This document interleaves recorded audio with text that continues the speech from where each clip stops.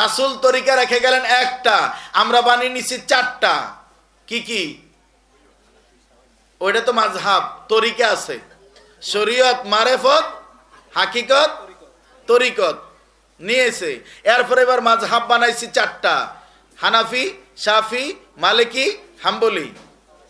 একটার পর একটা যদি বলি ওইদিকে অনেক লম্বা চলে যেতে হবে, বুড়িগঙ্গা পার হয়, ওইদিকে আর যাব না। এই জন্য আল্লাহ সুবহানাহু ওয়া তাআলার পক্ষ থেকে বিশ্বনবী রাহমাতুল লিল আলামিনের কাছে আল্লাহ রাব্বুল আলামিন এই জাতির কল্যাণের জন্য, এই জাতি ব্যবসা করুক আর চাকরি করুক, এই জাতি রিজিকের সন্ধানে কোন কাজটা তার জন্য সঠিক হবে, কোন সময় কোন কাজ করবে, এই বিদ্যা জানার জন্য আল্লাহ রাব্বুল আলামিনের পক্ষ থেকে দাবি দিলেন, ইকরা বিসমি রাব্বিকাল্লাযী খলাক, পড়ো তোমার রবের নামে যিনি তোমাকে সৃষ্টি করেছেন। জাতি এই বিদ্যা ছেড়ে দিয়ে হাট্টিমা টিম টিম টিম, তারা মাঠে পারে ডিম, তাদের খাড়া দুটো সিং, তারপরে শেষ।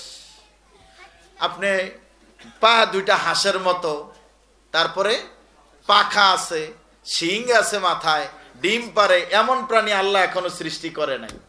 আপনি মোবাইলে সার্চ দেন, ডিসকভারি চ্যানেল, ন্যাশনাল জিওগ্রাফিতে নাই। তো এটা মিথ্যাচার। আপনি বলবেন হুজুর এটা মিথ্যাচার না, আপনি ভুল বলতেছেন।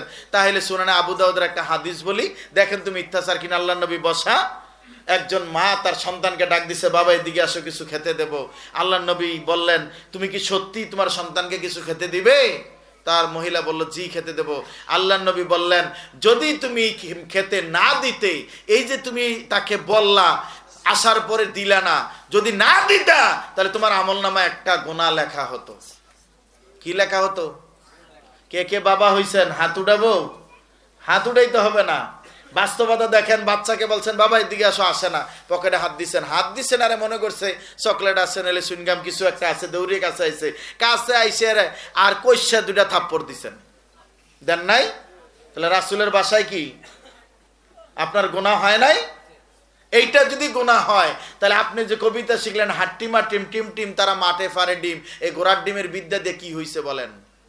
এই ঘোড়ার ডিমের বিদ্যা শিখার কারণে সন্তান সুদের ব্যবসা করে, ঘুষের ব্যবসা করে, প্রতারণার ব্যবসা করে, তারপরে আপনার ছেলে 2 নাম্বারিকে জায়েজ মনে করে, রাজনীতি, সমাজনীতি, অর্থনীতিতে পরের হক নষ্ট করাকে সওয়াবের কাজ মনে করে, বলছে জনগণের সেবা করতেছি।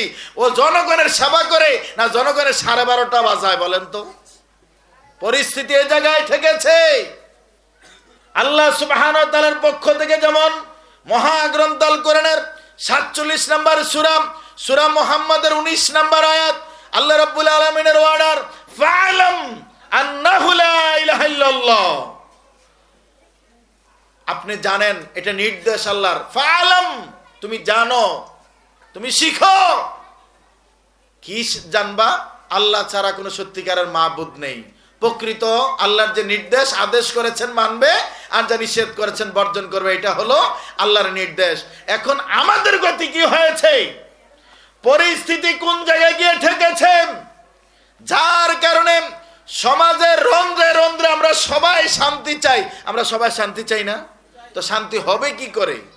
শান্তি হবে কি করে? পৃথিবীর মানুষ, নেতারা সিদ্ধান্ত নিল, যারা ভালো কাজ করে তাদেরকে শান্তিতে নোবেল পুরস্কার দিতে হবে।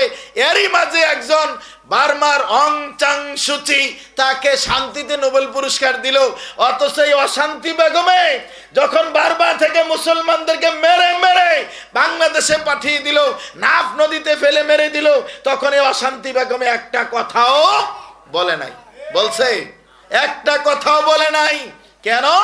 ক্ষমতা চলে যাবে, এই জন্য বলে নাই। আল্লাহ সুবহানাহু ওয়া তাআলা ছাড় দেন, তবে ছেড়ে দেন না। ওই অংচান সূচি ওই ক্ষমতা হারাইয়া এখন 14 শিখের ভিতরে। অশান্তি বেগমে শান্তিতে নোবেল পুরস্কার পাইছে। কি হবে এই জাতির? এই জন্য শিল্পী আইনউদ্দিন বলেছিলেন, কি হবে বেঁচে থেকে অযথা বিদ্যা শিখে, যদি না করতে পারি শোষণবিহীন সমাজ এটাকে। কি হবে বিদ্যা শিখে বলেন? আপনার বিদ্যার কোনো দাম আছে? আমরা তো junior doctor, senior doctor, doctor Mohammad Shahidullah, তিনি বলেছিলেন, যেই বিদ্যার মাঝে কোরআনের বিদ্যা নাই, তার বিদ্যার 2 পয়সা দাম নাই। 2 পয়সা দাম নাই। আপনি কিন্তু দেখেন physics, chemistry, biology, geography, mathematics আপনি অনার্স করেছেন, মাস্টার্স করেছেন, অনেকে এমফিল করেছে, পিএইচডি করেছে, বাহিরের দেশ থেকে পড়াশোনা করেছে, অনেক ডিগ্রি, কিন্তু তাকে গিয়ে বলেন তোমার বাবা মারা গেছে, এখন তাকে গোসল দিতে হইব, কি হবে ঘটনাটা বলেন? পারবে? পারবে না। যারা কোরআনের বিদ্যা শিখেছে আমার ডাইনে বামে বসা, যারা আলেম ওলামা, আপনি কি দেখেছেন তাদের বাপ মার সাথে তারা কোনোদিন বাপের গায়ে হাত তুলেছে?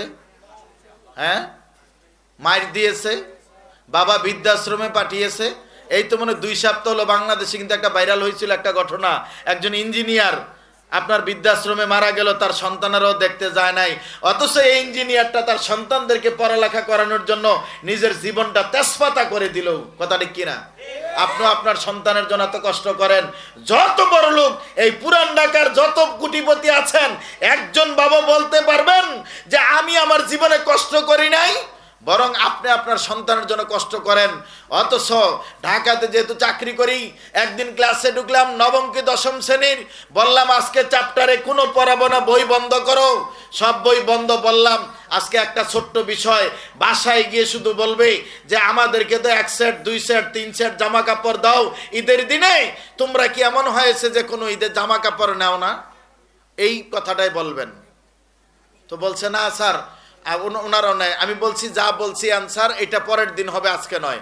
পরের দিনের ক্লাস, প্রতিদিন কিন্তু যারা শিক্ষক জানেন ক্লাস কিন্তু মেনটেন করতে হয়, কথা বলে বাচ্চারা দুষ্টামি করে।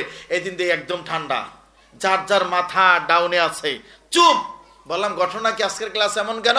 বলছে স্যার গতকালকে ছোট্ট একটা বিষয় দিছিলেন, এইটা নিয়ে তো তুলকালামত লেগে গেছে বাসা। কেমন? যখন বাবা মাকে প্রশ্ন করেছি তখন দেখছি বাবা মার চোখ দিয়ে টপ টপ করে পানি পড়ে। কারোর বাবা মা দেখছি ধুম ধরে দাঁড়িয়ে আছে। কোনো বাবা মা বলছে তোমরা এগুলি ছোট মানুষ, জানার দরকার নাই, চুপ করো।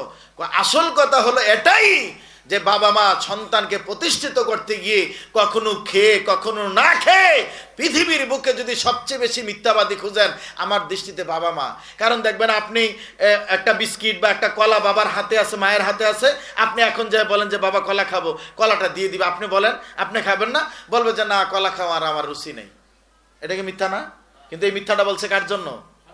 আপনার জন্য বলে নাই। আপনি কি অস্বীকার করতে পারবেন? যুব সমাজ, আজকে তোমার ওই বাবাকে তুমি বৃদ্ধাশ্রমে দিয়ে এসেছো কেন? কোরআনের বিদ্যা না থাকার কারণে, হাদিসের বিদ্যা না থাকার কারণে। পৃথিবীর যুব সমাজ, তুমি ফিজিক্স, কেমিস্ট্রি, বায়োলজির কোনো চ্যাপ্টারে পাবে না। বাবা মার জন্য দোয়া করতে হবে। কোনো ফিজিক্স, কেমিস্ট্রি, বায়োলজির চ্যাপ্টারে পাবে না। সুদ খাবে না, সুদ খাইলে জাহান্নামের আগুনে জ্বলতে হবে। ফিজিক্স, কেমিস্ট্রি, বায়োলজির কোনো চ্যাপ্টারে পাবে না। প্রতিবেশীর হক আদায় করতে হবে, স্ত্রীর হক আদায় করতে হবে, আল্লাহর দ্বীন কায়েম করতে হবে। এই কথাগুলি ফিজিক্স, কেমিস্ট্রি, বায়োলজির চ্যাপ্টারে নাই, অথচ ওই বিদ্যাকে তুমি প্রাধান্য দিয়ে কোরআনের 2 পয়সা দাম দাও নাই। তাহলে তুমি দুনিয়ার হিরো, আখিরাতের হিরো হবে কি করে?